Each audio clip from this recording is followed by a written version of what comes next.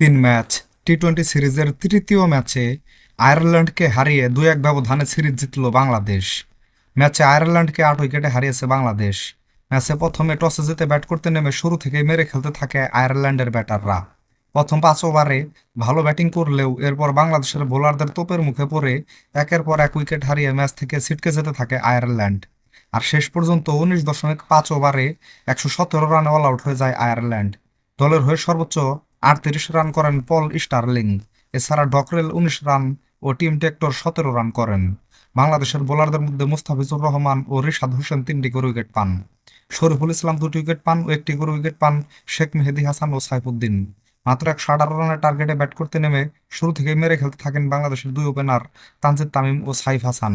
মাঝখানে সাইফ হাসান ও লিটন দাসের উইকেট হারিয়ে বাংলাদেশ কিছুটা চাপে পড়লেও শেষে তানজিদ তামিম ও পারভেজ ইমনের ব্যাটে মাত্র 13.4 ওভারে 2 উইকেট হারিয়ে 119 রান করে জয়ের বন্দরে পৌঁছে যায় বাংলাদেশ। ম্যাচে বাংলাদেশের হয়ে সর্বোচ্চ অপরাজিত 55 রান করেন তানজিদ তামিম। এছাড়া পারভেজ ইমন অপরাজিত 33 রান ও সাইফ হাসান 19 রান করেন। আয়ারল্যান্ডের বোলারদের মধ্যে ইয়ং ও হ্যারি টেক্টর 1টি করে উইকেট পান। এই ম্যাচে জয় পাওয়ায় প্রথম ম্যাচে হেরে সিরিজে পিছিয়ে পড়ে 2-1 ব্যবধানে সিরিজ জিতে নিল বাংলাদেশ। তো বন্ধুরা, ভিডিওটা ভালো লাগলে একটা লাইক দিন।